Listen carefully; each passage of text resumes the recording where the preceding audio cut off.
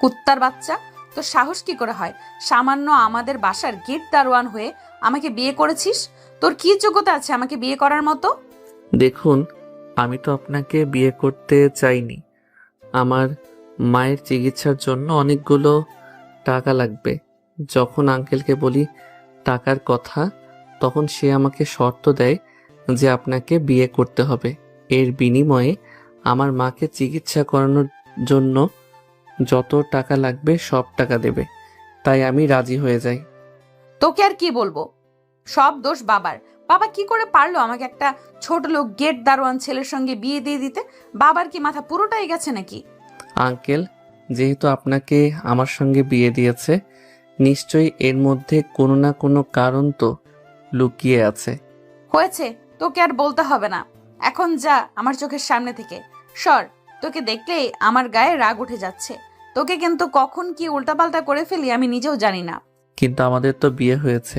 কুত্তার বাচ্চা, তোর কত বড় সাহস আমার সামনে বলিস বিয়ে হয়েছে?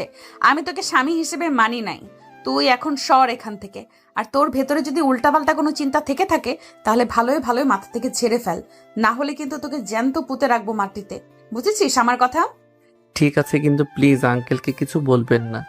পরে আঙ্কেল আবার আমার মায়ের চিকিৎসার জন্য টাকা দেবে না, তখন আপনাকে বিয়ে করেও আমি আবার আমার মায়ের চিকিৎসা করাতে পারবো না। বুঝতে পারছি। এখন সর আমার চোখের সামনে থেকে। কাউকে কিছুই বলবো না, যা এখন। কিন্তু ম্যাম, যদি রুম থেকে চলে যায়, আঙ্কেল পুনরায় আমাকে জোর করে রুমের মধ্যে ঠেলে নিয়ে আসবে। এর থেকে বলি কি, আপনি খাটে ঘুমান, আমি সোফায় কিংবা ফ্লোরে ঘুমিয়ে পড়বো।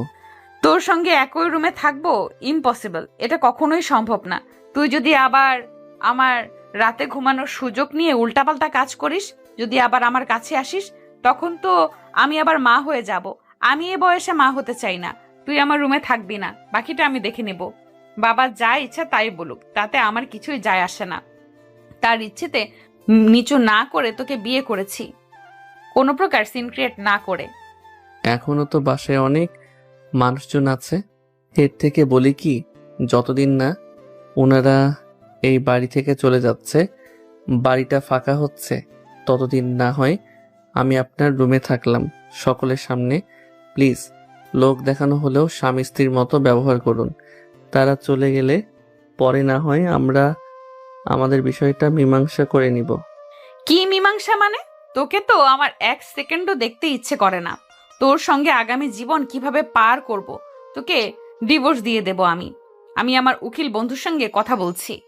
কথাটা বলেই নেহা স্বাধীনের কাছ থেকে সরে গিয়ে ব্যালকনিতে চলে যায়। তারপর নেহা তার ফোন বের করে তার উকিল বন্ধুর কাছে ফোন করে, কথা বলতে লাগে। সরি, আসলে কাজের অনেক চাপ ছিল, তাই তোর বিয়েতে আসতে পারিনি। প্লিজ ক্ষমা করে দে, কিছু মনে করিস না। অন্য কোনো এক সময় ফ্রি হয়ে তোকে আর তোর স্বামীকে গিয়ে দেখে আসবো। প্লিজ কিছু মনে করিস না তুই। আরে রাখ তুই মনে করা। বাবা জোর করে আমাকে বিয়ে দিয়ে দিয়েছে, কি কারণে তাও জানি না। প্লিজ, এই থেকে আমি মুক্তি চাই। বিয়ে দিয়েছে কার সঙ্গে জানিস? আমার বাসাতে যে কাজের ছেলেটা ছিল না, ওই ছেলেটার সঙ্গে, যাকে দেখলেই আমার গায়ে 100 ডিগ্রি রাগ উঠে যায়। তাকে নিয়ে কিভাবে আগামী জীবনটা চলবো বলতে পারিস তুই একবারও? দেখ, আমি ভালো করে জানি আঙ্কেল যা করবেন ভেবেচিন্তেই করবেন। তোর খারাপ হোক এমন কোনো কাজ আঙ্কেল করতে যাবেন না। নিশ্চয়ই এর মধ্যে কোনো না কোনো কারণ আছে, সে কথা বাদ। তা তুই এখন কি করতে চাচ্ছিস সেটা আমাকে খুলে বল, আমি তোকে সে সম্পর্কে ভালো একটা পরামর্শ দিই। হ্যাঁ, তোদের বাসার দারোয়ানকে দেখে আমার মোটে মনে হয় না ও ছোট গরিব ঘরের একটা ছেলে, দেখে তো মনে হয় বড়লোক ফ্যামিলির ছেলে। দেখিস না কথাবার্তা, হাঁটা চলা, শরীরের পোশাক আশাকের কি অবস্থা। তুই আবার উল্টাপাল্টা কথা বলছিস? ঠিক আছিস নাকি নেশা টেশা করেছিস? ওই ছেলেটা যদি বড়লোক ফ্যামিলির হতো তাহলে কি আমার বাসাতে চাকরি করতো? তা বাদ দিয়ে সে সব কথা। তোকে যার জন্য ফোন করেছিলাম, আমি ডিভোর্স চাই ওর কাছ থেকে, তাও আবার খুব শীঘ্রই। ওর সঙ্গে একই বেডে শুয়ে থাকা তো দূরে থাক, এক রুমে থাকতে পারবো না। ওর কাছ থেকে মুক্তি চাই, তাই তোকে ফোন করেছি। আমি কিভাবে কি করলে খুব তাড়াতাড়ি ডিভোর্স মিলবে ওর কাছ থেকে?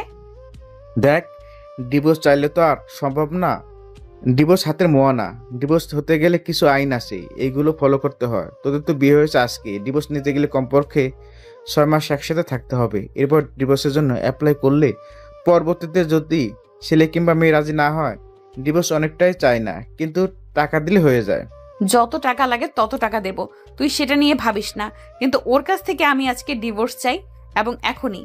দেখ, পাগলের মতো করিস না, বললাম তো কমপক্ষে বিয়ে 6 মাস পর ডিভোর্স নিতে হয়, এর আগে নেওয়া যায় না। 6 মাস পরে এই বিষয় নিয়ে আলোচনা করবি। এখন ফোন রাখ। আর আজ বাসরাত, এটা কিন্তু অনেক মধুর হয়, বাসরাতটা সেরে ফল, তারপর না হয় এই বিষয় নিয়ে চিন্তা করিস। রিফাত, তোকে যদি কাছে পাই তাহলে যে কি করব আল্লাহই জানে। তুই কি বললি? আমার জামাইকে দেখা করতে আসবি, তাই না? তোকে গরম মরিচ ভর্তা করে খাওয়াবো। আর কি বললি? বাসর রাত, তাই না? দেখ রুমে গিয়ে ওর কি অবস্থা করি, পুরো রাত ঘুমাতে দেব না ওকে। তুই তো আমার একটা কথাও শুনতে পাস না। তারপরে বলছি, ছেলেটা অনেক ভালো, আমার দেখে ওকে মনে হয়েছে। আর ওর মধ্যে কোনো না কোনো রহস্য লুকিয়ে আছে, সেটা উন্মোচন কর। যদি তাও না পারিস, ওর সঙ্গে একটু মিলেমিশে দেখ, তাহলে বুঝতে পারবি ছেলেটা কত ভালো। আর আমি বলবো কি, যদি পারিস তাহলে ছেলেটাকে মেনে নিয়ে ওর সাথে আগামী দিনের পথ চলার চেষ্টা করিস। রাখ ফোন। তোর কাছে ফোন করলাম সলিউশন নেওয়ার জন্য, উল্টো তুই আমাকে ওর সম্বন্ধে ভালো গান শোনাচ্ছিস। তোকে ফোন করাটা আমার ভুল হয়েছে।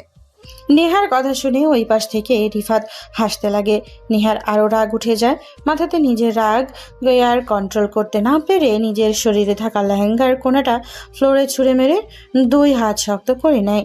স্বাধীনের ওপরে নেহার রাগ দ্বিগুণ হতে লাগে। রেগে রুমের ভেতরে প্রবেশ করে দেখে খাটের উপরে স্বাধীন মাটির দিকে তাকিয়ে কিছু একটা ভাবছে। খাটে বসার কারণেই নেহা আরও রেগে যায়। রেগে তার স্বাধীনের কাছে গিয়ে স্বাধীনের কলার চেপে ধরে ঠাস ঠাস করে দুটো থাপ্পড় লাগিয়ে দেয়। তারপর স্বাধীনকে বলতে লাগে, কুত্তার বাচ্চা, ছোট লোকের বাচ্চা, তোর সাহস কি করে হয় আমার খাটে বসার? তোর যোগ্যতা কি আছে আমার খাটের উপরে বসে থাকার? তোকে আর কি বলবো, যে বাবা একটু সুযোগ দিয়েছে অমনি আমার উপর হস্তক্ষেপ শুরু করেছিস। এর কারণে তো তোদের মতো ছোট লোকদের আমি একদমই দেখতে পারি না। তোর দোষ নেই, মনে হয় তো মার দোষ আছে। না হলে ছেলেটা কিভাবে মেয়েদের দিকে লেলিয়ে দেয়, বড় লোকের মেয়েকে বিয়ে করতে দেয়?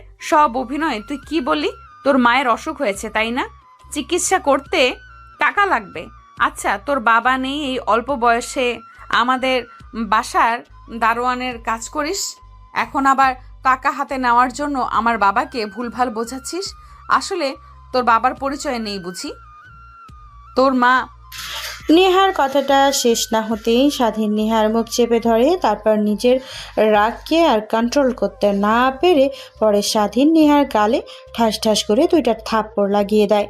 তারপর নেহার হাত চেপে ধরে খাটের ওপর ফেলে দেয়। তারপর নেহার শরীরের উপরে উঠে পড়ে স্বাধীন। অন্যদিকে নেহা স্বাধীনের এই ভয়ঙ্কর রূপ দেখে অবাক হয়ে যায়, কারণ ভাবতেই পারেনি সাদাসিধা একটা ছেলে এতটা ভয়ঙ্কর রূপ ধারণ করতে পারবে। স্বাধীনের হাত থেকে অনবরত ছোটার চেষ্টা করে নেহা, কিন্তু স্বাধীন রেখে নেহাকে শক্ত করে ধরার কারণে হাত ছাড়াতে পারল না। নেহার 2 হাত লাল হয়ে যায়। নেহা অনবরত স্বাধীনকে বলে, কুত্তার বাচ্চা, দেখ তুই একদম ভালো করছিস না, আমাকে ছেড়ে দে, না হলে তোর খবর আছে। তুই কিভাবে আমাদের বাড়িতে থাকিস, তোর মার চিকিৎসার জন্য কিভাবে আমার বাবার কাছ থেকে তুই টাকা নিস, আমি এটা দেখে নেব।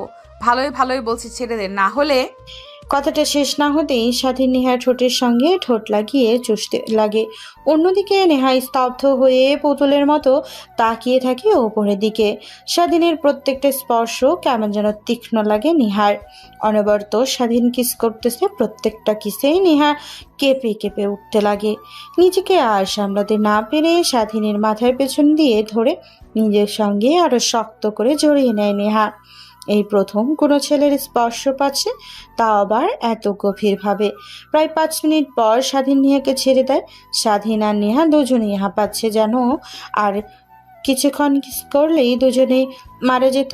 দুজন দুজনার দিকে রোমান্টিক দৃষ্টিতে কিছুক্ষণ তাকিয়ে থাকার পর নেহা নিচ থেকে সরে গিয়ে স্বাধীনের ওপরে উঠে পড়ে। তারপর স্বাধীনের গলায় ঘাড়ে অনবরত কিস করতে লাগে। দুজনে বাঁধ ভেঙে যায়।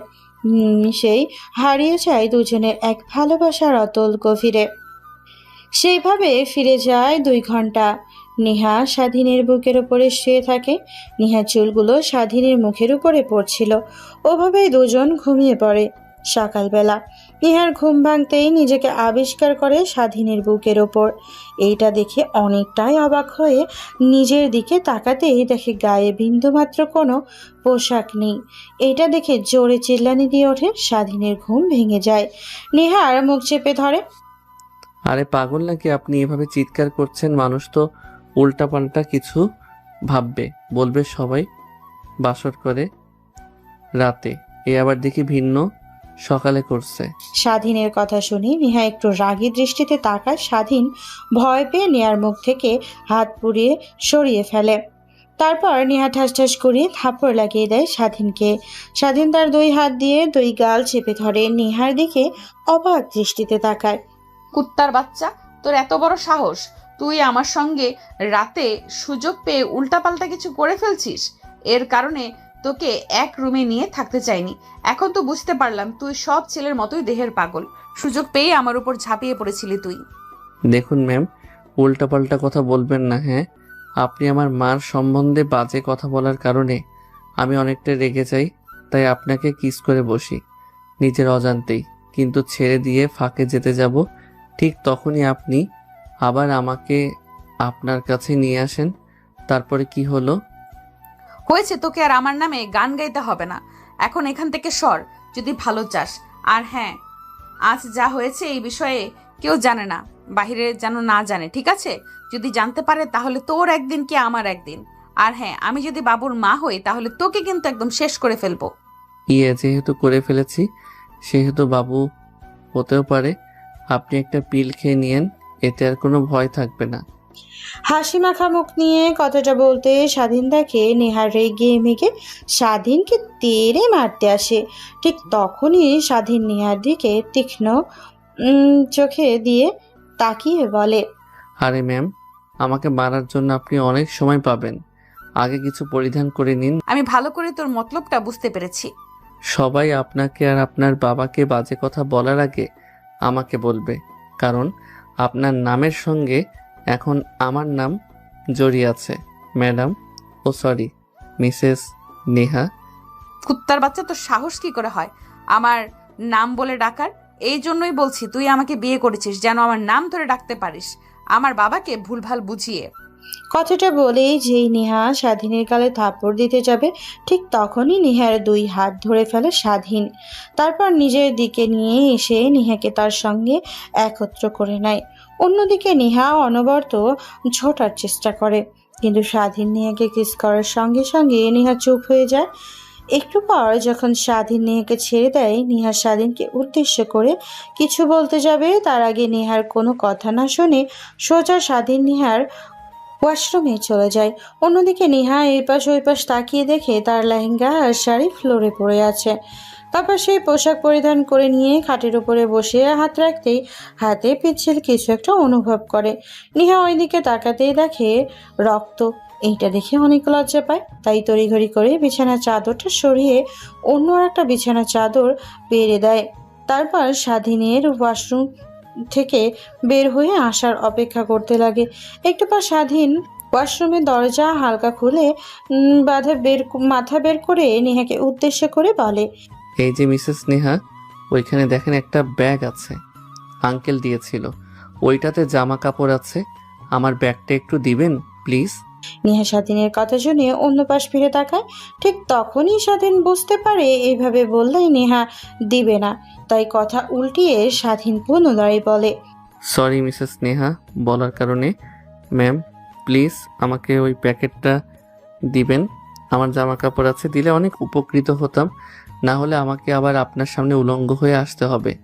আপনি কি চান আমি আবার আপনার সামনে উলঙ্গ হয়ে আসি, আপনার সঙ্গে আবার রাতের ওই কাজটা করি? স্বাধীনের কথা শুনেই নেহা একটু ভয় পেয়ে যায়। রাতের কথা মনে হতেই তারপর তাড়াহুড়ো করে সোফার উপর থেকে প্যাকেটটা নিয়ে স্বাধীনের হাতে দিয়ে আসতে যাবে। ঠিক তখনই স্বাধীন নেহার হাত চেপে ধরে নেহা পেছন দিকে না তাকিয়ে হাত ছাড়ানোর চেষ্টা করতে থাকে অনবরত, কিন্তু স্বাধীন সরে না। শেষমেশ কোন উপায় না পেয়ে পেছন দিকে তাকাতেই স্বাধীন বলে, শোনো একটা কথা, ম্যাম, আপনি মানেন আর না মানেন, আপনি আমার ওয়াইফ। আমি আপনার থেকে অনেক ছোট, প্রায় 4 বছরের। হয়তোবা আপনার নাম ধরে ডাকা যাবে না, কিন্তু স্বামী যতই ছোট হোক, স্ত্রী যতই বড় হোক না কেন, স্বামীর কাছে সবসময় স্ত্রী ছোট। এই কথাটা মনে রাখবেন, দ্বিতীয়বার যেন বলা না লাগে। হ্যাঁ, আইসে আমার স্বামী। আমি একদিনের যে টাকা খরচ করি তুই সেই টাকা ইনকাম করতে 1 মাস সময় লাগে, বুঝলি? আমার চলাফেরা ভরণ পোষণ তুই কখনো দিতে পারবি না। উল্টো আমার বাবার উপরে থেকে খাবি আর বড় বড় গলায় বলবি, স্বামী তুই আজকে যা করলি না আমার সঙ্গে, এটার জন্য তোকে পস্তাতে হবে, মনে রাখিস। আর কি বললি? একটু পর না হয় সব টের পেয়ে যাবি। স্বাধীন নেহার কথার আগামাথা কিছুই বুঝতে পারে না। তারপর নেহাকে ছেড়ে দেয়। গোসল করে বাইরে এসে পোশাক পরে, তারপর ড্রেসিং টেবিলের সামনে গিয়ে হেয়ার ড্রায়ার করতে লাগে। চুলগুলো যেন তাড়াতাড়ি শুকিয়ে যায়। এটা দেখে নেহা একটু অবাক হয়, কারণ স্বাধীন কখনো হেয়ার ড্রায়ার চিনবে না, কারণ সে তো অনেক গরিব। এটা দেখে একটু নেহা বরকে ওঠে, কিন্তু স্বাধীনকে বুঝতে দেয় না। তারপর ওয়ার্ড্রপের ভেতর থেকে একটা 3 পিস নিয়ে ওয়াশরুমে দিকে যেতে যাবে, ঠিক তখনই পেছন থেকে স্বাধীন বলে, দেখুন ম্যাম, আপনার তো বিয়ে হয়েছে। যদি বাড়িতে থাকা সবাই দেখে যে আপনার শরীরে 3 পিস পরা, তাহলে সবাই একটু ভিন্ন মাইন্ডে দেখতে পারে। আপনি শাড়ি পরুন, তাহলে সবাই ভালো বলবে। তোর কথা শুনে আমি কেন চলতে যাব? আমার যা ইচ্ছা তাই করব। এতে বাইরের মানুষ যা বলুক বলুক না কেন। আপনার ভালোর জন্যই বলছি, কেননা যদি 3 পিস পরে ওয়াশরুম থেকে বের হন, তাহলে যেইভাবেই হোক আমি আপনাকে শাড়ি পরিয়ে ছাড়বো। আর আমি যা একবার ভাবি তাই করে ছাড়ি। এখন বাকিটা আপনার ইচ্ছা, জোর করে শাড়ি পরবেন নাকি নিজ ইচ্ছাতেই। স্বাধীনের কথা শুনে নেহা ভয় পেয়ে যায়। এই গল্প কিছুক্ষণের মধ্যে স্বাধীনকে চিনে ফেলেছে।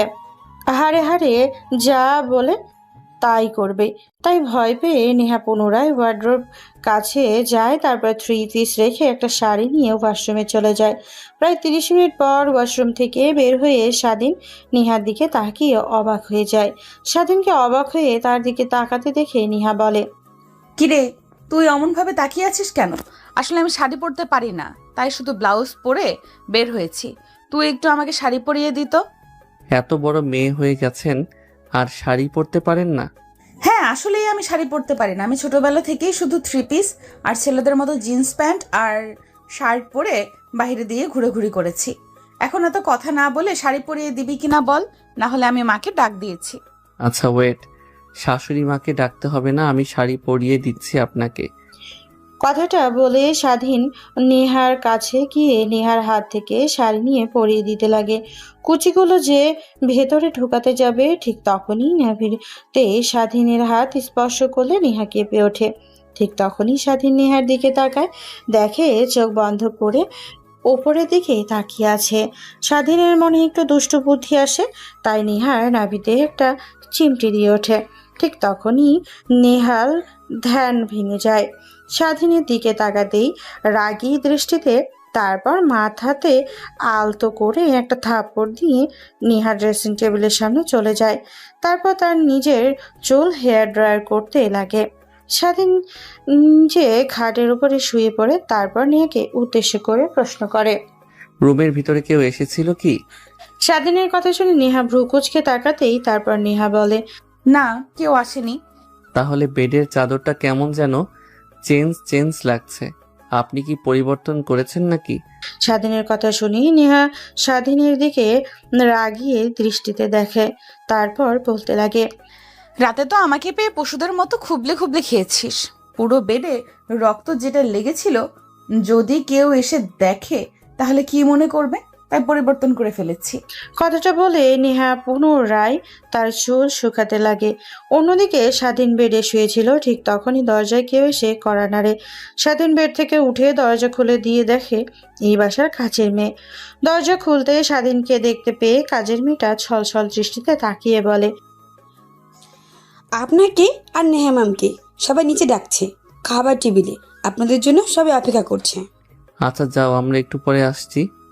স্বাধীনের কথা শুনে মেয়েটা তার চোখ মুছে ফেলে। স্বাধীন দেখে রীতিমতো অবাক হয়ে যায়। তারপর দরজা লাগিয়ে দেয়, খাটের উপরে বসে পুনরায় বসতে বসতে স্বাধীন নেহাকে উদ্দেশ্য করে বলে, আমার কেন জানি মনে হচ্ছে যে আপনাদের বাসায় কাজের মেয়েটা আমাকে ভালোবাসে। দেখছি কালকে থেকে আমাদের বিয়ে হওয়ার পর থেকে অনেক কান্না করছে আমার কাছে আসার সঙ্গে সঙ্গে। হ্যাঁ, ঠিকই ভেবেছিস। আমার কাছে এসে অনেক কিছু ভালো কথা বলে তোর সম্বন্ধে আমি বুঝতে পেরেছি তোকে ভালোবেসে তোর জন্য কাজের মেয়ে পারফেক্ট। আমি না, বুঝলি, কুত্তার বাচ্চা। ধ্যাত, আপনার সঙ্গে কোনো কথাই বলবো না, শুধু বকা দেন। আপনি তো শিক্ষিত একজন মেয়ে, তাহলে এমন বকা দেন কেন? জানেন না বকা দেওয়া একদমই খারাপ? আর প্রতিনিয়ত কুত্তার বাচ্চার সঙ্গে আমার তুলনা করেন। কথাটা বলেই স্বাধীন খাটের উপর পুনরায় শুয়ে পড়ে, ওপরে থাকা ফ্যানের দিকে তাকিয়ে স্বাধীন আনমনেই ভাবতে লাগে। কিন্তু বাবা, তোমাকে তো দেখে মনে হচ্ছে কোনো সম্ভ্রান্ত পরিবারের ছেলে তুমি। আর তোমার পোশাক আশাকের এই হাল কেন? আর তোমার চাকরির দরকার কেন? স্যার, আপনাকে সত্যি কথা বললে আমাকে চাকরি দেবেন না এটা আমি জানি, কিন্তু একটা কথা ভালো করে জেনে রাখুন, আমি অন্যান্য ছেলেদের মতো নই। আমি মানুষের মতো মানুষ হতে চাই, সবাইকে দেখিয়ে দিতে চাই রাস্তায় থাকা সবার অবহেলা অযত্নে বড় হওয়া ছেলেটাও বড় একটা কিছু হয়ে দেখাতে পারে। তোমার কথা আমার অনেক পছন্দ হয়েছে। এখন তুমি আমার বাসায় গেট দারোয়ান হয়ে কাজ করতে পারবে। তোমাকে থাকার জায়গা দেবো, খাবার খেতে দেবো, বিনিময়ে তোমাকে খুব নজরদারিতে রাখতে হবে আমার বাড়িটা। পারবে তো নাকি? স্যার প্লিজ, যে কোনো একটা চাকরি আমাকে দিলেই হবে, থাকা খাওয়া আর অল্প কিছু টাকা দিলেই হবে আমার। যে স্যার পারবো, কিন্তু আপনি আমার পরিচয় না জেনে না শুনে আমাকে চাকরি দিলেন। আমি আবার যদি আপনার বাসার কোনো ক্ষয়ক্ষতি করে চলে যাই তখন কি হবে? তোমার সঙ্গে অল্প কিছুক্ষণ কথা বলে বুঝতে পেরেছি তুমি ছেলেটা অনেক ভালো। আর তোমার কথায় বুঝতে পেরেছি যে তুমি হয়তোবা রাস্তায় বড় হয়েছো, তোমার মা বাবার পরিচয় নেই, তাই তো? আমার ওইটা নিয়ে কোনো মাথা ব্যথা নেই। তোমায় দেখে আমার কেমন যেন মায়া মায়া লাগলো, তাই চাকরিটা দিলাম। তুমি মনোযোগ দিয়ে চাকরি করবে, কিন্তু কখনোই কাজের বরখেলাপি করা যাবে না। ঠিক আছে স্যার, আপনি সেটা নিয়ে কোনো টেনশন করবেন না। আপনার বাসাটা কোন দিকে আমাকে নিয়ে চলেন। ঠিক আছে বাবা, তুমি আমার পিছু পিছু আসো, তোমাকে দেখিয়ে দিচ্ছি। নেহার বাবা প্রত্যেক দিনের রুটিন অনুযায়ী সকাল সকাল পার্ক দিয়ে জগিং করছিল। ঠিক তখনই একটা ছেলে একে পার্কের এক কোনায় শুয়ে থাকতে দেখে প্রত্যেক দিন অনেক ছেলেকে দেখে। নেহার বাবা সেই দিকে তেমন একটা ভ্রুক্ষেপ দেখায় না। পার্কের মধ্যে অনেকক্ষণ হাঁটাহাঁটির পর পুনরায় যখন ফিরে আসে বসতে যাবে, ঠিক তখনই স্বাধীন নেহার বাবার কাছে আসে, পা জড়িয়ে ধরে কথাগুলো বলে। স্বাধীনের কথা আর স্বাধীনকে দেখে অনেক মায়া লাগে নিহার বাবার, তাই তার বাসায় গেট দারোয়ানের চাকরি দেয় স্বাধীনকে। তারপর নিহার বাবা ফুটপাতের ওপর দিয়ে জগিং করছিল। স্বাধীন তার পিছু পিছু আসতে একটু পর আলিশান বাসার সামনে এসে দাঁড়ায়। নিহার বাবা স্বাধীন বুঝতে পারে এটাই হয়তো লোকটার বাসা। দেখে অনেক বড়, স্বাধীন বুঝতে পারে দায়িত্বটা অনেক বড় হবে। এইসবই ভাবছিল স্বাধীন। ঠিক তখনই দরজায় নক করে লোকটা একটা দারোয়ান এসে দরজা খুলে দেয়। স্বাধীনকে দেখিয়ে নিহার বাবা বলে, আসো, ভিতরে আসো। আর এইটাই হলো আমার বাসা, আর এই বাসাটাই তোমাকে দারোয়ান হিসেবে রাখা হয়েছে। তারপরে বাবা এক এক করে সেইখানে থাকা সকল দারোয়ানের সঙ্গে পরিচয় করিয়ে দিতে লাগে। স্বাধীন সবার সঙ্গে পরিচয় হতে লাগে। বাড়ির ভেতরে প্রবেশ করে তো স্বাধীন অবাক হয়ে যায়। ছবিতে দেখানো বাড়ির মতোই অনেক সুন্দর। বাড়িটা রীতিমতো অবাক হয়ে চারিদিকে তাকিয়ে থাকে স্বাধীন।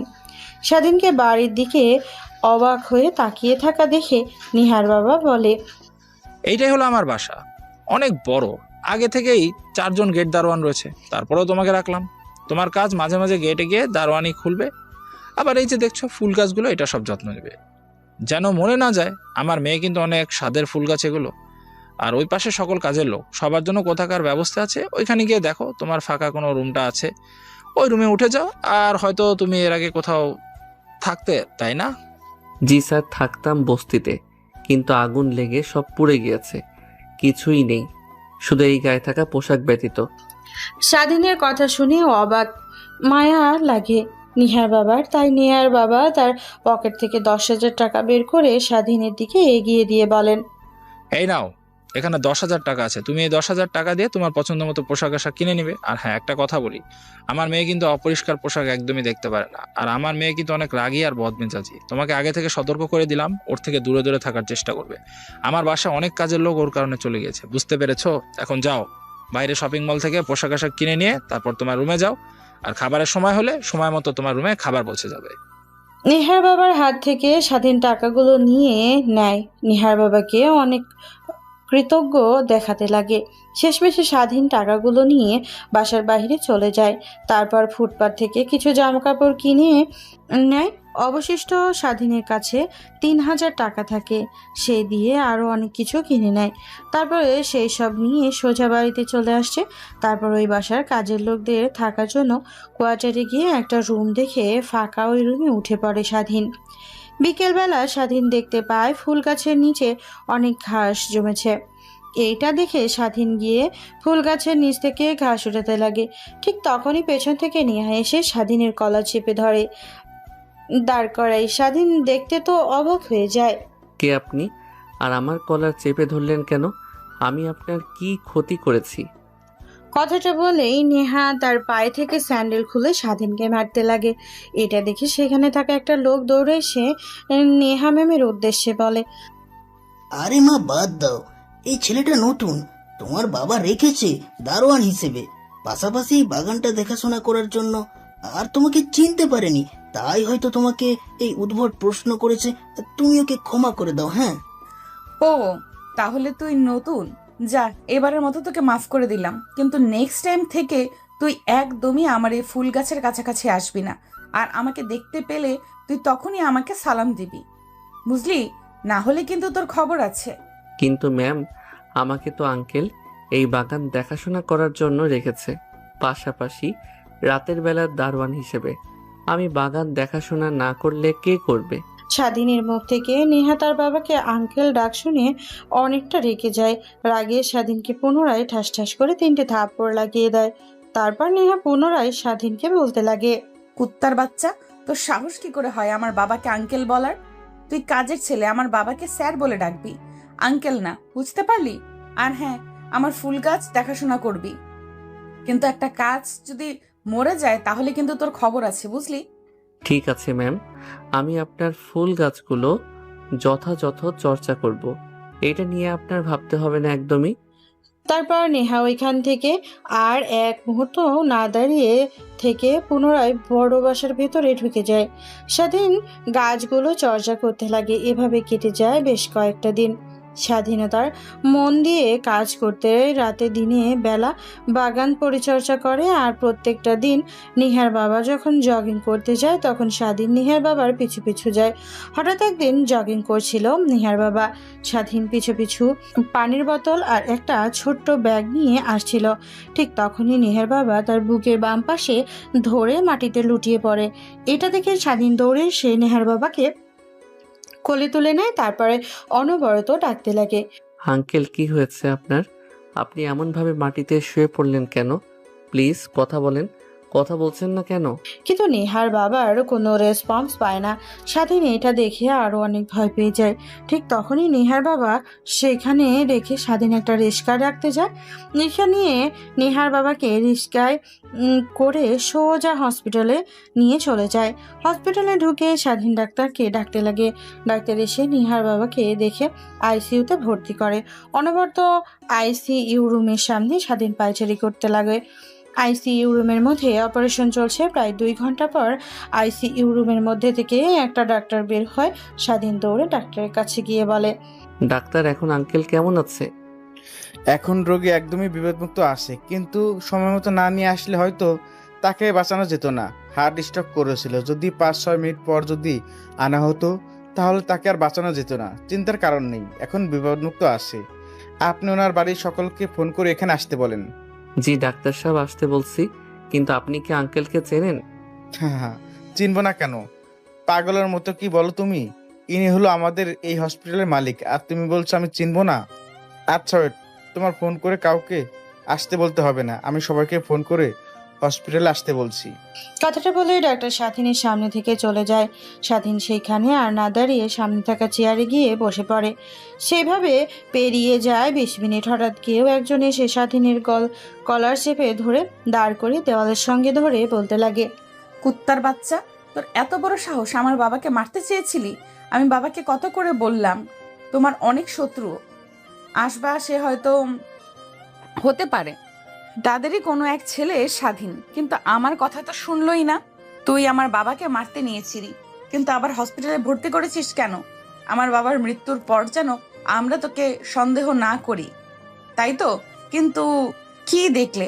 এইটা আমার বাবার হসপিটাল, তারা আমার বাবাকে জীবন দিয়ে বাঁচানোর চেষ্টা করেছে, আর আমার বাবা বেঁচে গিয়েছে। তুই এক্ষুনি দাঁড়া, আমি বাবাকে দেখে আসছি, তারপর তোর ব্যবস্থা নিচ্ছি। ঠিক তখনই পাশ থেকে ডাক্তার এসে স্বাধীনকে নেহার হাত থেকে ছাড়িয়ে বলে, আরে মা, পাগল হয়েছো নাকি তুমি? কি করছো? ছেলেটাকে এভাবে গলার চেপে ধরেছো কেন? ও তো মারা যাবে। আঙ্কেল, আপনি কার হয়ে সুপারিশ গাইছেন? এ আমার বাবাকে খুন করতে চেয়েছিল। নিজের দোষ ধামাচাপা দেওয়ার জন্য বাবাকে হসপিটালে নিয়ে ভর্তি করেছেন, যেন তার বিরুদ্ধে কোনো ব্যবস্থা না নিতে পারি আমরা। কিন্তু আমি ভালো করে জানি আমার বাবাকে এই খুন করেছে। কি বলছো মা তুমি? সময় মতো ছেলেটা যদি তোমার বাবাকে না নিয়ে আসতো, তাহলে আর তাকে বাঁচানো যেত না। আর আমরা আইসিইউর মধ্যে যখন অপারেশন করছিলাম, তখন ছেলেটা তো বাইরে দাঁড়িয়ে পায়চারি করছিল। ছেলেটাকে দেখে মনে হচ্ছিল অনেক চিন্তিত হয়ে গেছিল সে। আঙ্কেল, সবের অভিনয়, বুঝলেন? অভিনয় অনেক ভালো করতে পারে। অভিনয় করে আমার বাবাকে বশ করেছে। আমার বাবার কাছ থেকে শুনে আসি, যদি জানতে পারি তুই আমার বাবাকে মারার চেষ্টা করেছিলি, তাহলে কিন্তু তোকে এই পৃথিবী থেকে চিরতরে বিদায় করে দেব। কথাটা বলেই নেহা স্বাধীনের সামনে থেকে চলে যায়। স্বাধীন গিয়ে পুনরায় চেয়ারে বসে কাশতে লাগে আর অনবরত নিঃশ্বাস ফেলতে লাগে, হারান মনেই ভাবতে লাগে, এতদিন হলো নেহা ম্যামদের বাড়িতে কাজ করছি, তারা আমাকে এইটুকু চিনতে পারলো। আমি কিভাবে আঙ্কেলকে মারবো? তিনি তো আমার নতুন আরেকটা জীবন দিয়েছে, না হলে কবে না খেতে পেয়ে মারা যেতাম। আরে বাবা, চিন্তা করছো কেন? তুমি আসলেই জানো না, নেহা মামুনি অনেক আগে থেকে বদমেজাজি। বাবার হার্ট স্ট্রোক করার কথা শুনে অনেকটা রেগে গিয়ে তোমার উপর উল্টাপাল্টা কথা বলেছে। তুমি এতে কিছু মনে করো না। যখন বাবার কাছ থেকে সবকিছু জানতে পারবে নেহা মামুনি, তখন তোমাকে আবার কাছে এসে সরি বলবে, দেখে নিও। স্বাধীন ভাবতে লাগে তাই যেন হয়। তারপর না থেকে সোজা হসপিটালে বাইরে চলে আসে। তারপর নেহাদের বাসায় চলে যায়। তারপর রুমে গিয়ে ফ্রেশ হয়ে চলে যায়। অন্যদিকে নেহা কেবিনের ভিতরে প্রবেশ করে তার বাবার পাশের চেয়ারটাতে বসে। তার বাবার হাতের উপরে হাত রাখতে নেহার বাবা মিটমিট করে তাকায়। নেহা এটা দেখে মুচকি একটা হাসি দেয়। তারপর তার বাবাকে উদ্দেশ্য করে বলে, বাবা, কেমন আছো এখন তুমি? হ্যাঁ মা, এখন একদমই ঠিক আছে। তোকে আর আমাকে নিয়ে চিন্তা করতে হবে না। চিন্তা কি আর আমি এমনি এমনি করি? এমনিতেই তোমার অনেক শত্রু। বললাম চলো বিদেশে চলে যাই, যেখানে আমাদের কোনো শত্রু নেই, আমাদের কেউ চিনতে পারবে না। দেশে থাকা সহজ, সম্পত্তি অফিস না হয় কারোর হাতে তুলে দিয়ে যায়, প্রত্যেক মাসে তার কাছ থেকে আমাদের লাভ বুঝে নিলেই হবে। কিন্তু তুমি তো আমার কোনো কথাই শুনছো না। মা, তুই এমনি এমনি আমাকে নিয়ে চিন্তা করিস। আমার কিছুই হয়নি। হাঁটতে গিয়ে হঠাৎ করে বুকের বাঁ পাশে অনেক ব্যথা হয়, বুকের বাঁ পাশে ধরে মাটিতে লুটিয়ে পড়ি। তারপর আর কিছু মনে নেই। জ্ঞান ফিরতে গিয়ে দেখি কি হসপিটালে। তার মানে তোমার এই অবস্থার পেছনে স্বাধীনের কোনো হাত নেই, তাই তো? কি বলছিস মা? এগুলো তুই স্বাধীনের? আমার অসুস্থ হওয়ার পিছনে পিছনে হাত থাকতে যাবে কেন? না মানে বাবা, আমি ভেবেছিলাম যে স্বাধীন তোমাকে এই অবস্থায় রেখেছে, এই অবস্থা করেছে, তাই ওকে অনেক উল্টাপাল্টা কথা বলেছি। মা, কি বলছিস এসব? যদি সময় মতো না স্বাধীন আমাকে হসপিটালে নিয়ে না আসতো, তাহলে আজ আমি বেঁচে থাকতাম না। ছেলেটা জানিস আমাকে নয় চিন্তা করছিল, আমি ভিতর থেকে সব দেখেছি, কিন্তু মুখ দিয়ে কথা বেরোচ্ছিল না। আর তুই কিনা ছেলেটাকে উল্টাপাল্টা কথা বলেছিস। যা, তুই এখনই গিয়ে স্বাধীনের কাছে সরি বলে আসবি। নিহার কেন জানি তার বাবার কথাগুলো শুনে অনেক খারাপ লাগছে। আসলেই তো স্বাধীন গেছে, অনেক অবহেলা করেছে, সকালের সামনে অনেক অপমান করেছে। ছোট লোক বলে স্বাধীনের কাছে সরি বলা উচিত। সে যা ভেবেছিল তার পুরোটাই উল্টো হয়েছে। তাই এটা ভেবে নিহার কেবিনের বাহিরে আসে স্বাধীনকে সরি বলার জন্য, কিন্তু এসে দেখে স্বাধীন নেই। তারপর পুরো হসপিটাল ঘুরে স্বাধীনকে খুঁজতে লাগে, কিন্তু কোথাও পায় না। তারপরে শেষমেশ নেহা তার বাবার কেবিনে গিয়ে বসে পড়ে। নেহাকে আসতে দেখে নেহার বাবা বলে, কিরে মা, সেদিনকে পেয়েছিলি আর ওর কাছ থেকে ক্ষমা চেয়েছিস? আমি লক্ষ্য করেছি তুই ছেলেটাকে একদমই দেখতে পারিস না। যদি না দেখতে পারিস তাহলে আমাকে বলিস, আমি ছেলেটাকে আমার অফিসের যে কোনো একটা পোস্টে চাকরি দিয়ে দিব। ওর কাজ অনেক ভালো, হয়তোবা পিয়ন কিংবা দারোয়ানের। সরি বাবা, আসলে আমি চাই না স্বাধীনের সঙ্গে ওই ব্যবহার করতে, কিন্তু আমার পরিস্থিতি থাকে খারাপ ব্যবহার করতে বাধ্য করেছে। আমি সরি বাবা, ওর কাছে ক্ষমা চেয়ে নিব। কিন্তু ওকে পুরো হসপিটালে তন্ন করে খুঁজলাম, কিন্তু কোথাও পাইনি। হয়তোবা বাসায় চলে গেছে। হ্যাঁ, চলে গিয়েছে হয়তোবা। এখন আল্লাহ জানে আর কতদিন এই বন্ধ ঘরের মধ্যে থাকতে হবে হসপিটালে। একটা গল্প করার মানুষও নেই। কে বলেছে বাবা কেউ নেই? আমি তো আছি, তুমি আমার সঙ্গে কথা বলো। তারপর নেহা পুরো দিনটা হসপিটালে কাটিয়ে দেয় তার বাবার সঙ্গে। আসলে নেহা তার বাবাকে অনেক ভালোবাসে। বিকেলের দিকে বাসায় আসে ফ্রেশ হওয়ার জন্য। মেন গেটে এসে গাড়ির হর্ন দিতেই সারাদিন দরজা খুলে দেয়। গাড়ির ভেতরে প্রবেশ করে। স্বাধীন দরজা লাগিয়ে দিয়ে দৌড়ে নেহার গাড়ির দিকে যেতে লাগলো। তারপর নেহা পার্কিং লটে গাড়ি রেখে ভেতরে প্রবেশ করতে যাবে, ঠিক তখনই পেছন থেকে স্বাধীন নেহাকে বলে। ম্যাম, এখন স্যার কেমন আছে? নেহা স্বাধীনের কথা শুনে পেছনের দিকে তাকিয়ে স্বাধীনের কাছে আসতে লাগে। তারপর স্বাধীনের কাছে এসে নেহা বলে, হ্যাঁ আলহামদুলিল্লাহ অনেক ভালো আছে। আর আই এম সরি, আসলে বাবার ওই অবস্থার কথা শুনে অনেক রেগে গিয়েছিলাম। ভেবেছিলাম তোর হয়তো বা হাত আছে, তাই তো কেউ উল্টাপাল্টা কথা বলেছি। তুই আমাকে ক্ষমা করে দিস। হ্যাঁ। নেহার কথা শুনে স্বাধীন একটু বাঁকা হাসি দিয়ে বলে, আরে ম্যাম, সমস্যা নেই, আমার কাছে সরি বলতে হবে না। আমার ছোট লোক, গরিব, আমাদের তো বাজে নজরে দেখবেন, আমাদের অনেক বকাবকি করবেন, এটা তো স্বাভাবিক, আমি কিছু মনে করি নাই। স্বাধীন অনেক কথাগুলো কেন জানি নেহার একটু বুকে লাগে, কিন্তু সেই দিকে কোনো একটা পক্ষ না দেখে নেহা বাসায় গিয়ে রুমে চলে যায়। অন্যদিকে স্বাধীন মন দিয়ে তার কাজ করতে লাগে। এই কুত্তার বাচ্চা, তোকে কতক্ষণ ধরে ডাকছি, কিন্তু তুই তো আমার কোনো কথাই শুনছিস না। সেই যে উপরের দিকে তাকিয়ে আছিস, মোরটেরে গেলে নাকি আবার? ঠিক তখনই স্বাধীনের ধ্যান ভেঙে যায়। তড়িঘড়ি করে শোয়া থেকে উঠে দাঁড়াতেই তারপর নেহার সামনে গিয়ে বলে, মানে সরি, আসলে আর আসলে আসলে করতে হবে না, বুঝতে পারছি। আমার বাবার সয় সম্পত্তি সব নিজের করে নেওয়ার চিন্তা ভাবনা করেছিলি, তাই না? আমি বেঁচে থাকলে তা একদমই হতে দেব না। আমার বাবার সব সম্পত্তির দিকে যদি কেউ তাকায়, তাহলে তাকে আমি জ্যান্ত পুঁতে রাখবো।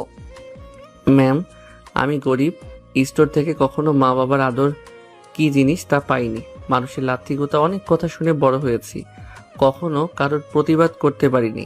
আমরা গরিব বলে আর কি বললেন? আপনার বাবার সয় সম্পত্তি দেখে নজর, তাই না? ওদিকে আমি বিন্দুমাত্র তাকাই না, কারণ যেভাবে আছি আল্লাহর কাছে দোয়া করি যেন এইভাবে মৃত্যু হয় আমার। হয়েছে, তোকে আর ছোট মুখে বড় কথা বলতে হবে না। এখন চল নিজেই, সবাই আমাদের জন্য অপেক্ষা করছে। তারপর স্বাধীন আর নেহা রুম থেকে বেরিয়ে যায়। বাসার নিচে সবাই ড্রয়িং রুমে বসে তাদের জন্য অপেক্ষা করছিল। ঠিক তখনই স্বাধীন আর নেহা ছেড়ে দিয়ে নিচে নামতে লাগলো। কিন্তু তখনই তাদের দিকে সবাই তাকিয়ে দেখতে লাগে। এইটা দেখে স্বাধীন আচমকায় নেহার হাত চেপে ধরে। এটা দেখে নেহা স্বাধীনের দিকে রাগী দৃষ্টিতে তাকায়। ঠিক তখনই স্বাধীন চোখ ফিরিয়ে সাড়া দিয়ে নেহাকে চুপ থাকতে বলে। নেহা দেখতে পায় সবাই তাদের দিকে তাকিয়ে আছে। এটা দেখে আর কোনো সিন ক্রিয়েট করে না। স্বাধীন হাত ধরে নিচে নেমে আসে। কোনো দিকে সবাই তাদের দিকে তাকিয়ে নিজেদের মধ্যে বলাবলি করছে। দেখেছিস হানিফ, তোর মেয়ে কত সুখী। যখন শুনলাম তোর মেয়ের বিয়ে ভেঙে গেছে, তখন অনেক হতাশ হয়ে পড়ি। নেহা মামুনির এরকম সর্বনাশ কে করলো? সকলের সামনে চুনকালি মাখলো, কিন্তু ছেলেটার সঙ্গে দেখ, একদম নেহা মামুনিকে মানিয়েছে। আমি তো ওদের ছুটিকে 100-তে 100 দিচ্ছি। হয়তো তোমরা সবাই ওর পরিচয় শুনে অনেকটা অবাক হবে, কিন্তু কিচ্ছু করার নেই। আমার যা ভালো মনে হয়েছে আমি তাই করেছি। সবার সামনে নিজের মেয়ের মান সম্মান নষ্ট হওয়ার থেকে আমি যেটা করেছি একদম বেস্ট, ভালো করেছি। আমার বাসার দারোয়ান। কি বলছিস এইসব? তুই নেহা মামুনিকে বিয়ে দিয়েছিস, তাও আবার সামান্য একটা গেট দারোয়ানের সঙ্গে, তাও আবার তোর বাসার। কিন্তু ছেলেটাকে তো দেখে একদমই ওইরকম মনে হচ্ছে না। আরে না, আমি ঠিকই বলছি, আমাদের বাসার দারোয়ান। ওই ছেলেটা একদিন ওই হঠাৎ পার্কে দেখা হয়, আমার কাছে জানা, তারপর তাকে দারোয়ানের চাকরি দেই। কিন্তু ছেলেটার কথাবার্তা সবকিছু দেখে আমার অনেক ভালো লাগে। কিন্তু তখনই নেহার বিয়ে ঠিক হয়ে যায়। নেহার বিয়ে ভেঙে গিয়ে মার মাথা নষ্ট হয়ে যায়। তাই এদিক ওদিক তাকিয়ে স্বাধীনকে দেখতে পাই, তারপর ওর সঙ্গে বিয়ে দিয়ে দিই। নিহার বাবার কথা শুনে সবাই স্বাধীনের দিকে একটু বাঁকা চোখে তাকায়। অনেক ভালো বলে আবার অনেক খারাপও লাগে, কারণ সামান্য একটা দারোয়ান যে মালকিনের মেয়েকে বিয়ে করেছে কেউ মানতে পারছে না। কিন্তু সেদিকে কোনো ভ্রুক্ষেপ দেখায় না নিহার বাবা। স্বাধীন আর নেহা আসতেই তাদের দিকে উঠে গিয়ে নিহার বাবা বলে, তোরা এসেছিস? এত দেরি হলো যে? তোদের জন্যই সবাই অপেক্ষা করছে। আর সত্যি কথা বলতে তোদের দুজনকে অনেক ভালো মানিয়েছে রে। কথাটা শুনে নেহা আর স্বাধীন দুইজনের দিকে তাকায়, বোঝার চেষ্টা করে আগে ওকে ভালো মানিয়েছিল কিনা। তারপর ওইখানে আর না দাঁড়িয়ে থেকে খাবার টেবিলে গিয়ে বসে পড়ে। স্বাধীন তার পাশে, নেহা দুজনকে কাজের মেয়েরা খাবার বেড়ে দিতে লাগে। এখনও সবাই স্বাধীনের দিকে বাঁকা চোখে তাকিয়ে আছে। আদৌ কেউ স্বাধীনকে দেখে বলতে পারবে না যে ছেলেটা গরিব ঘরের। বাসার সঙ্গে সঙ্গে স্বাধীনের গালের কাছেও নেহার ঠোঁট দিয়ে বলতে লাগে, এখন তো অন্তত আমার হাত ছেড়ে দিবি। সরি, আসলে সবাই তখন আমাদের দুজনের দিকে তাকিয়েছিল, তাই সবাইকে একটু ভালো দেখানোর জন্য আপনার হাত ধরেছিলাম। Extremely sorry. যা, এইবারের মতো ক্ষমা করে দিলাম, কিন্তু দ্বিতীয়বার সবাইকে দেখানোর জন্য আমার হাত ধরবি না, মনে থাকে যেন। সবার সামনে হাত ধরলে আর কি সমস্যা? সব তো রাতে দেখে নিয়েছি। কথাটা বলে স্বাধীন বাঁকা একটা হাসি দেয়। নিহার গিয়ে স্বাধীনের পায়ে সজোরে একটা লাথি দেয়। স্বাধীন আহ বলে চিৎকার দিয়ে ওঠে। কি হয়েছে বাবা, তোমার হঠাৎ চিৎকার দিলে কেন? না মানে আঙ্কেল, হঠাৎ পায়ে বোধহয় পিঁপড়া কামড় দিয়েছে, তাই অনেক ব্যথা লাগায় বলে বলে চিৎকার দিয়েছিলাম, সরি। নেহার ধমক খেয়ে তার বোন খাবার খেতে লাগে। অন্যদিকে নেহার আচরণ দেখে সেখানে সবাই হাসতে লাগে। এভাবে খাবার পর্ব শেষ হয়ে যায়। খাওয়া দাওয়া শেষ করে স্বাধীন আর নেহা গিয়ে বসার রুমে বসে সবার সঙ্গে আড্ডা দিতে লাগে। বিয়ে ধীরে ধীরে সমাগম কমে যাচ্ছে, যে যার বাসায় চলে যাচ্ছে। স্বাধীন নেহার সঙ্গে সাক্ষাৎ করে। অনেকটা সময় পেরিয়ে যায়, দুপুরের দিকে সবাই চলে যায়। বাসায় শুধু নেহা, নেহার মা বাবা, তার ছোট বোন স্বাধীন আর কিছু কাজের লোক। বাড়ি গহনা আর লেহেঙ্গা পরে থাকতে নেহার অনেক বিরক্ত লাগছে, তাই দৌড়ে রুমে যেতে নেবে। ঠিক তখনই লেহেঙ্গার সাথে পা বেজে নেহা পড়তে যেতে লাগে। চোখ বন্ধ করে ফেলেছিল, ঠিক তখনই দৌড়ে গিয়ে স্বাধীন নেহাকে ধরে ফেলে, পড়ার হাত থেকে বাঁচায়। নেহা চোখ মিটমিট করে তাকিয়ে দেখে স্বাধীনের কোলে ওপর সে শুয়ে আছে। তারপর স্বাধীনের হাত থেকে ছাড়া পেয়ে ঝ্যাংটা দিয়ে সরে ফাঁকে দাঁড়িয়ে বলে, কুত্তার বাচ্চা, তুই আমাকে ধরলি কেন? তোকে না বলেছি আমাকে তুই কখনো এভাবে স্পর্শ করবি না? সরি, আসলে আপনি পড়ে যেতে নিয়েছিলেন তাই ধরে ফেলেছি। আমি তো আপনাকে এর আগেই বলেছি, আপনার পারমিশন ছাড়া কখনো আপনাকে ছুঁয়েও দেখব না। যদি না ধরতাম পরে আপনি অনেক ব্যথা পেতেন। পরে ব্যথা পাই আর মরে যাই, ওইটা তোর দেখার বিষয় না। নিচে দাঁড়িয়ে নেহার কর্মকাণ্ড সবাই দেখছিল। নেহার মা আর বাবা, নেহার বাবা মা হতভম্ব হয়ে যায় মেয়ের এইরকম কথাবার্তার ধরন দেখে। নেহার মা দৌড়ে নেহার কাছে গিয়ে ঠাস ঠাস করে 2টা থাপ্পড় লাগিয়ে দিয়ে বলে, তুই পড়ে যেতে নিয়েছিলি, ছেলেটা তোকে বাঁচিয়েছে, আর বলছিস কি না তোকে বাঁচাবে কেন? তুই ওর বিয়ে করা স্ত্রী, তোকে বাঁচাবে না তো কাকে বাঁচাবে? আর এর জন্য ছেলেটাকে কত কথা শুনিয়ে দিলি তুই। মা, তুমি আমার গায়ে হাত তুলতে পারলে? আজ এই ছোট লোকের বাচ্চার জন্য আমার গায়ে তুমি হাত তুললে? কুত্তার বাচ্চা, যেখানে আমার বাবা মা কখনো আমাকে মারেনি, তোর কারণে মেরেছে। তোকে মেরেছি, একদম ঠিক করেছি। তোকে যদি এই শাসনটা ছোট থেকেই করতাম তাহলে তুই আর এমন বিগড়ে যেতি না। তোর যে পছন্দ করা ছেলে তার সঙ্গেই তোর বিয়ে ঠিক করলাম, কিন্তু কি হলো, তোকে রেখে অন্য আরেকটি মেয়েকে নিয়ে পালিয়ে গেল। ছেলেটা তোর দিকে তাকিয়ে তোর মান সম্মান নষ্ট না হওয়ার হাত থেকে বাঁচিয়েছে। বিয়ে করে সেখান থেকে তো বাসাভর্তি অনেক লোকজন ছিল, তোর তো ফ্রেন্ডরা ছিল, তারাও তো অনেক কথা বললো, কেউ তো তোর দিকে এগিয়ে আসলো না। নেহা তার মায়ের কথাগুলো শুনে মাটির দিকে তাকিয়ে অনবরত কান্না করছিল। তারপর সেইখানে নেহা আর এক মুহূর্ত না দাঁড়িয়ে সোজা তার রুমের দিকে দৌড় লাগায়। স্বাধীন নেহার মাকে উদ্দেশ্য করে বললে, আন্টি, নেহা ম্যামকে এইভাবে কথাগুলো না বললেও পারতেন। ওইখানে আমি না, যে কেউ থাকলে নেহা ম্যামকে বিয়ে করতো। সে আসলে মানতে পারছে না। আমি তো তার সঙ্গে কখনোই যাই না। সে শিক্ষিত বড়লোক বাবার একমাত্র মেয়ে, আর আমি সামান্য চাকর। বাবা মার কোনো পরিচয় নেই, আদৌ বেঁচে আছে কিনা তাও জানি না। জানো না বাবা, অনেক বেড়ে গেছে। কখনো ওরে মারিনি, সবসময় ওকে যত্ন করে রেখেছি। আর এর প্রতিদান ও এভাবে দেবে। সকলের সামনে আমাদের মুখে চুলকানি মাখাতে নিয়েছিল, তুমি থেকে বাঁচিয়েছ। এখন আবার উল্টোপাল্টা কথা বলা তোমার কি?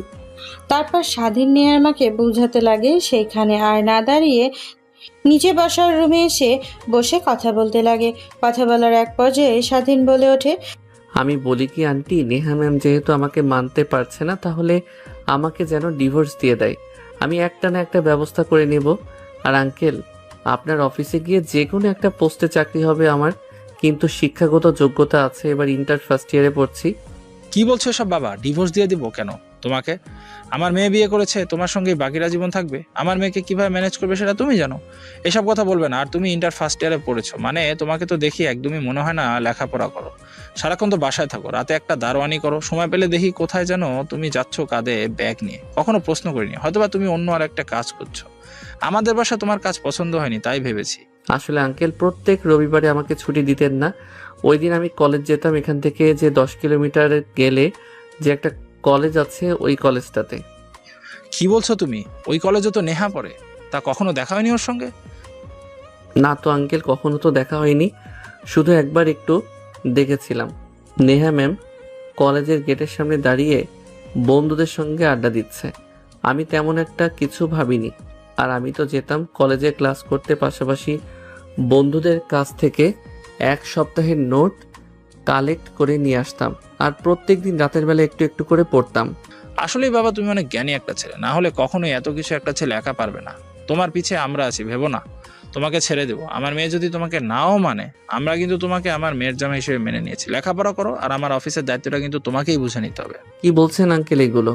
ঠিক তখনই সিঁড়ি দিয়ে নিচে নামতে লাগে নেহা। গায়ে আর তখনকার মতো লেহেঙ্গা নেই, একটাতে বেশ। আর পায়জামা পরা সোজা নেহা তার মা বাবার সামনে সে দাঁড়িয়ে বলতে লাগে, আই এম সরি বাবা, আসলে আমি নিজেও অনুশোচনা বোধ কাজ করছে। আমি তখন স্বাধীনের সঙ্গে কাজটা ঠিক করিনি। I am sorry.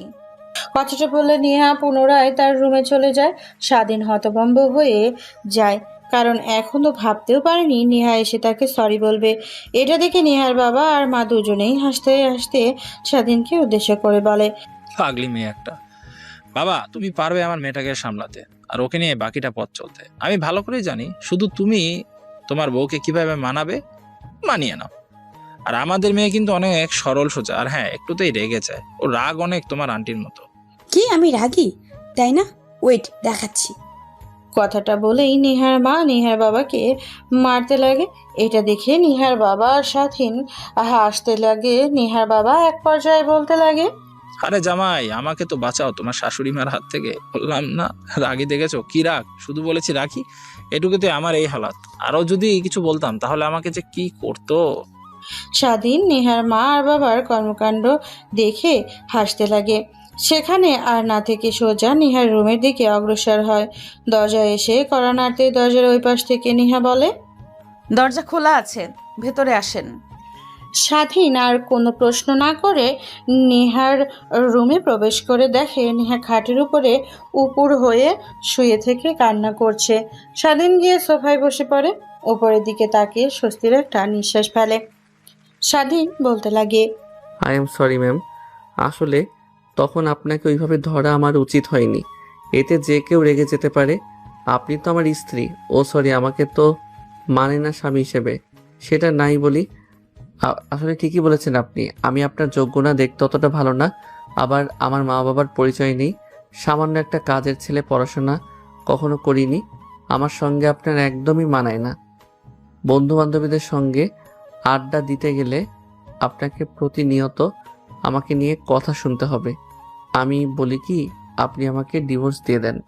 কথাটা শুনে নেহা শোয়া থেকে উঠে বসে তারপরে স্বাধীনের দিকে কিছুক্ষণ তাকিয়ে থেকে দৌড়ে স্বাধীনের কাছে সে গলা চিপে ধরে বলতে লাগে।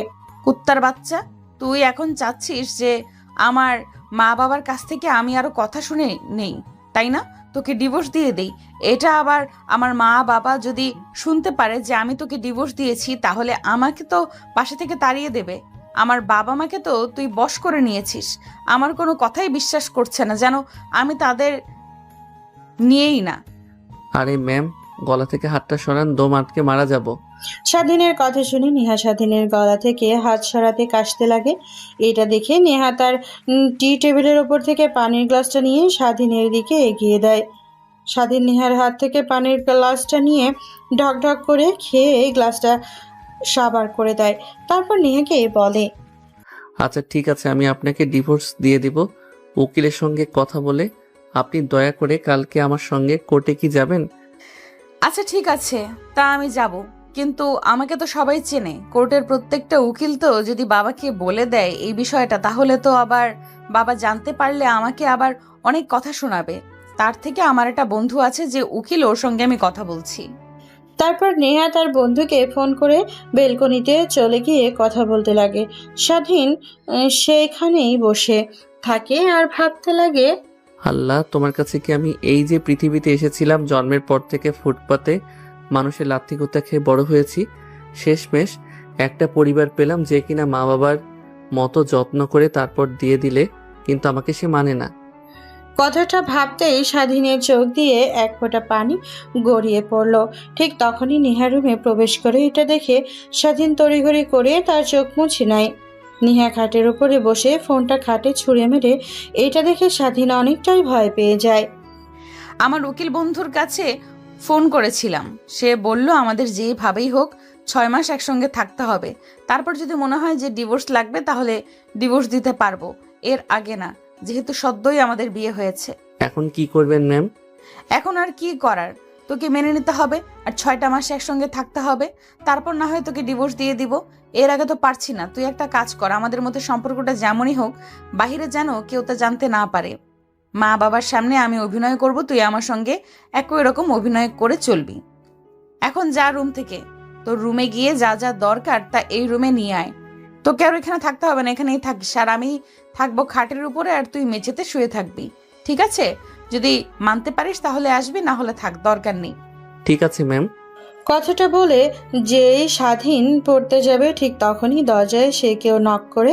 নেহা উঠে গিয়ে দরজা খুলে দেখে একটা কাজের ছেলে দাঁড়িয়ে আছে তার দরজার সামনে, হাতে একটা বড় কার্টুনে। এটা দেখে নেহা ছেলেটাকে উদ্দেশ্য করে প্রশ্ন করে, এত বড় বক্স, এর ভেতরে কি? ম্যাম, বড় সাহেব বলল যে স্বাধীন স্যারের রুম থেকে যা যা আছে সবকিছু একটা বাক্সে করে আপনার রুমে এসে দিতে। তাই এই বাক্সের ভিতরে স্বাধীন স্যারের জন্য সবকিছু আছে, তাই দিতে এসেছি। ও আচ্ছা, আয় ভেতরে আয়, আর ওই সাইডে রেখে দে। ছেলেটা অনুমতি পেয়ে ঘরের ভিতরে প্রবেশ করে। তারপর নেহার ঘরের এক কোণায় বক্সটা রেখে চলে যায়। তারপর স্বাধীন বক্সটা খুলে এক এক করে জামা কাপড় বের করে ওয়ার্ড্রোবের ভিতরে রাখতে যাবে। ঠিক তখনই নেহা বলে, এই তোর ময়লা জামা কাপড় কোথায় রাখছিস? বাইরে ফেলে দে। বাবার কাছ থেকে টাকা নিয়ে তোকে শপিং করে দেব। এইসব আমার ঘরে রাখবি না, ওইখানে রেখে দে। যদি তোর প্রয়োজনীয় কিছু থেকে থাকে তাহলে রাখ, না হলে বক্সটা বাহিরে দিয়ে গিয়ে পরিয়ে দে। কিন্তু ম্যাম, এই পোশাকগুলো তো কিছুদিন আগেই আঙ্কেল আমাকে টাকা দিয়েছিল, সেই টাকা দিয়ে কিনেছি। কি বললাম তোর কানে যায়নি? বলছি যে তোর প্রয়োজনীয় কিছু থাকলে তা রেখে দে। স্বাধীন আর কোনো প্রশ্ন করে না, কারণ জানে নেহা যা একবার বলেছে তাই করে। তারপরে বক্স ঘাটাঘাটি করে তার কিছু বই পুস্তক রেখে দেয়। বই হাতে দেখে নেহা স্বাধীনকে প্রশ্ন করে, কিরে, তুই না বললি লেখাপড়া করিসনি? তাহলে তোর হাতে বই আর ওইগুলো তো মনে হচ্ছে ইন্টার ফার্স্ট ইয়ারের। না মানে সরি ম্যাম, আপনাকে মিথ্যা কথা বলার জন্য। আপনি যে কলেজে লেখাপড়া করছেন ওই কলেজে ইন্টার ফার্স্ট ইয়ারে আমি পড়ছি। কি, তুই আমার কলেজে পড়াশোনা করিস আর আমি তো কখনো তোকে দেখলাম না? আসলে ম্যাম, আমি তো সময় পাই না, তাই প্রত্যেক দিন কলেজে যেতে পারি না। সপ্তাহে একদিন কিংবা মাসে 2-1 দিন যেতাম। ও আচ্ছা, ভালো। কথাটি বলে নেহা পুনরায় তার মোবাইল টেপার দিকে মনোযোগ দেয়। অন্যদিকে শাড়ি, বই, পুস্তকগুলো নেহার টেবিলের ওপরে রেখে দেয়। নেহা দেখেও কিছু বলল না। তারপর স্বাধীন বক্সটা নিয়ে বাইরে ফেলে রেখে দেয়। তারপর রুমে চলে আসে। টেবিলের ওপর থেকে বই নিয়ে সোফার উপরে বসে পড়তে লাগে। হঠাৎ স্বাধীনের দিকে তীক্ষ্ণ দৃষ্টিতে তাকিয়ে বলে, কিরে, তোকে তো দেখছি লেখাপড়ায় অনেক মেধাবী।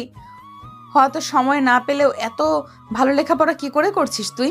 ম্যাম, আপনি হয়তো জানেন না, আপনাদের কলেজের টপার যে স্বাধীন, ওইটাই আমি। আমি ছোট্ট থেকেই সবসময় লেখাপড়ায় অনেক মনোযোগী আর টপার হতাম। এর কারণে আমার বন্ধুরা আমাকে খুব একটা ভালো নজরে দেখতো না। কি, তার মানে তুই ওই ছেলেটা যাকে নিয়ে কিনা পুরো কলেজের স্যার ম্যাডামরা বাহবা দেয়? আমাদের ক্লাসরুমে এসেও অনেক স্যার তোর নামে অনেক কথা বলে। বলে যে ছেলেটা সপ্তাহে একদিন, মাসে 1-2 দিন কলেজে আসে, আর পরেও এত ভালো পারফরমেন্স লেখাপড়ার প্রতি। তাহলে তুই ওই ছেলেটা? জি হ্যাঁ, আসলে আমি ভালো করে জানি লেখাপড়া না করলে কখনো কিছু হওয়া যায় না, তাই লেখাপড়া করি। আর স্যার বলেছেই তো আমাকে আপনাদের অফিসে কাজ দেবে লেখাপড়া থাকলে। কিন্তু আমি তো সত্যি কথা আঙ্কেলকে বলিনি, তাই হয়তো জানে না, কিন্তু আজ জানিয়ে দিয়েছি সব। ভালো করেছিস। আমি এখনই আমার বন্ধু বান্ধবীদের বলে দিচ্ছি তোর কথা। আর হ্যাঁ, আরেকটা কথা, ঘুণাক্ষরেও যেন কেউ জানতে না পারে আমার আর তোর বিয়ে হয়েছে। যদি জানতে পারে তাহলে তোকে জ্যান্ত পুঁতে রাখবো। কিন্তু বুঝে নিয়েছিস আমার কথাটা? আমার ইমেজ পুরো কলেজে অনেক ভালো আছে। তোর কারণে যদি খারাপ হয় তাহলে কিন্তু বুঝতেই পারছিস কি করতে পারি তোর। নেহার কথা শুনে স্বাধীন শুধু মাথা নাড়ায়। তারপর মনোযোগ দিয়ে পড়তে লাগে। রাত যখন গভীর হয়, খাওয়া দাওয়া করে রুমে আসে। তারপর স্বাধীন একটা বালিশ নিয়ে ফ্লোরে শুয়ে পড়ে। নেহা স্বাধীনের দিকে এক নজর তাকিয়ে খাটে গিয়ে ঘুমিয়ে পড়ে। রাত যখন গভীর হয়, অনেক শীত লাগে তার। কাঁথা গায়ে জড়িয়ে নেয়। ঠিক তখনই নজর পড়ে স্বাধীনের দিকে। ওর তো গায়ে কোনো কাঁথাই নেই। কিভাবে ঘুমিয়ে আছে ছেলেটা? এটাই তো দেখে নিহার একটু মায়া লাগে। স্বাধীনের ওপরে তার একটা কাঁথা বের করে স্বাধীনের গায়ে দিয়ে দেয়। মুচকে একটা হাসি দিয়ে পুনরায় খাটের উপরে এসে কাঁথা গায়ে দিয়ে ঘুমিয়ে পড়ে। পরদিন সকালবেলা স্বাধীনের ঘুম ভেঙে যায়।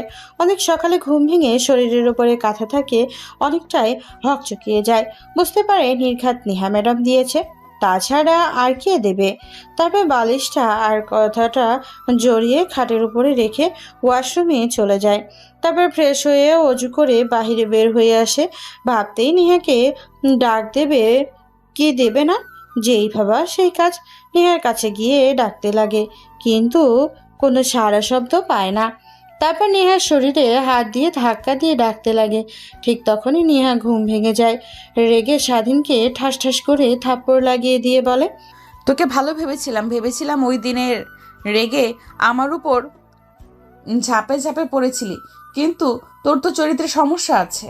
আজকে আবার একা পেয়ে আমার শরীরে হাত দিচ্ছিস। ম্যাম, ভুল ভাবছেন আমাকে। আমি আপনাকে ডাক দিয়েছি, সকাল হয়েছে, ফজরের আজান দিয়েছে নামাজ পড়ার জন্য। উঠে নামাজ পড়ে নিন। স্বাধীন কথা শুনে নেহা ঘড়ির দিকে তাকায়। দেখে হ্যাঁ, সকাল 5টা বাজে।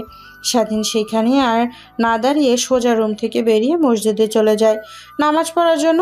নেহা নিজের মধ্যেও অনেক অনুশোচনা বোধ কাজ করতে লাগে, কিন্তু কি আর করার। কোন দিকে স্বাধীন নামাজ পড়ে বাহিরে বের হয়ে একটু হাঁটাহাঁটি করে তারপর বাসায় এসে দেখে নিহার বাবা বাহিরে হাঁটাহাঁটি করার জন্য রেডি হচ্ছে। স্বাধীনকে দেখে নিহার বাবা বলে, বুঝলাম না, স্বাধীন বাবাজি আজকে কোন দিকে সূর্য উঠেছে? পূব দেখে নাকি পশ্চিম দিকে? নেহার বাবা আর কোনো কথা না বলে তারপর স্বাধীনকে নিয়ে নেহার বাবা বাহিরে চলে আসে। হাঁটাহাঁটি করে বাসায় ফিরে আসে। দরজায় কলিং বেল দিতেই কাজের মেয়ে এসে দরজা খুলে দেয়। তারপর সোজা বর্ষার রুমে গিয়ে তো নেহার বাবা অবাক হয়ে যায়, কারণ দেখে নেহা বসে থেকে কফি খাচ্ছে আর টিভি দেখছে। তারপর নেহার বাবা সোফায় গিয়ে বসে পড়ে। তারপর নেহাকে প্রশ্ন করে, বুঝলাম না, স্বাধীন বাবাজি আজকে কোন দিকে সূর্য উঠেছে? পূব দেখে নাকি পশ্চিম দিকে? না মানে জীবনে কখনো এত সকাল সকাল যাকে বাসার রুমে দেখিনি।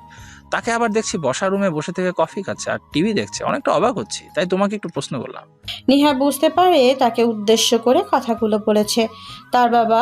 তারপর স্বাধীনের দিকে একটু তীক্ষ্ণ দৃষ্টিতে তাকাতেই কফির মগটা রেখে স্বাধীনের হাত ধরে রুমের দিকে নিয়ে যেতে লাগে।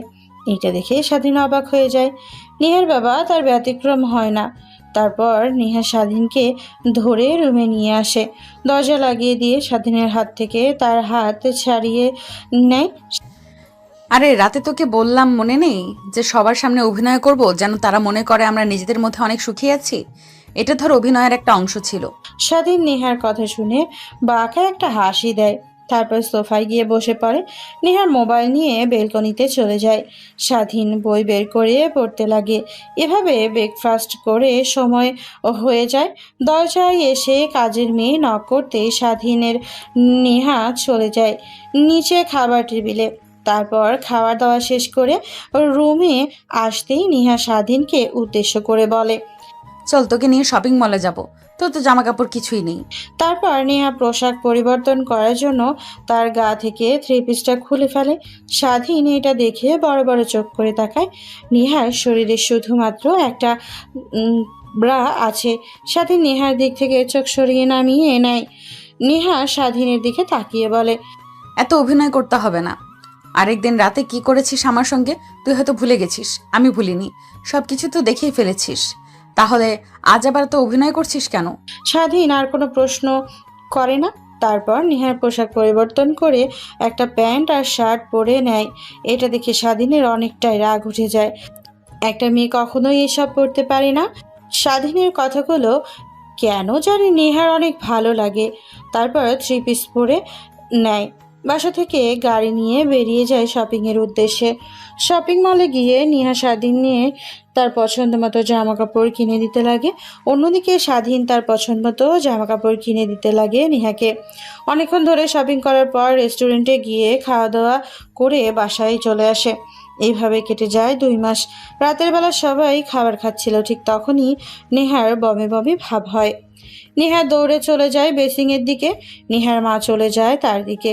নেহার বাবা আর স্বাধীন অবাক হয়ে যায়, হঠাৎ দৌড়ে চলে গেল ওই দিকে কেন? একটু পর নেহার মা এসে বলে, আপনি একবার ডাক্তারকে ফোন করে আসতে বলেন। নিয়ে অনবরত বমি করছে, যা খেয়েছিল সব বের করে দিচ্ছে। এসব আমার একদম ভালো লাগছে না। আমি এখনই ডাক্তারকে ফোন করে আসতে বলছি। তারপর স্বাধীন নেহার কাছে যায়, মাথায় হাত বুলিয়ে দিতে লাগে। নেহা বমি করা শেষ হলে পানি খাইয়ে দিয়ে রুমে নিয়ে এসে শুয়ে দেয়। একটু পর ডাক্তার আসে। তারপর রুম থেকে সবাই চলে যায়। ডাক্তার নেহাকে দেখে রুম থেকে বের হতেই নেহার বাবা আর স্বাধীন গিয়ে বলে, বন্ধু, কি হয়েছে? আমার মেয়ের খাবার খাচ্ছিল, হঠাৎ করে বমি করতে লাগে। আরে চিন্তার কোনো বিষয় নেই, সুখবর আছে। আগে মিষ্টিমুখ করা, তুই তো নানা হতে চলেছিস। কথাটা শুনে স্বাধীনের পায়ের নিচে থেকেই মাটি সরে যায়। তারপর রুমের মধ্যে প্রবেশ করতেই নেহার মা রুম থেকে বেরিয়ে যায়। স্বাধীন গিয়ে দরজা লাগিয়ে দিয়ে নেহার কাছে এসে বসে নেহা স্বাধীনের দিকে মুচকি একটা হাসি দেয়। হ্যাঁ বুঝতে পেরেছি, কিন্তু তোমাকে বলিনি। I am sorry. কে বলেছে আমি মানি না তোমাকে? তো সেই কবে থেকে আমার নিজের করে নিয়েছি। আমার প্রত্যেকটা অভিমান শাসনের মধ্যে লুকিয়ে আছে ভালোবাসা, শুধু তুমি সেটা দেখতে পারোনি স্বাধীন। কথাটা বলেই নেহার উপরে ঝাঁপিয়ে পড়ে স্বাধীন। তারা দুইজনে আবার হারিয়ে যায় ভালোবাসার অতল গভীরে।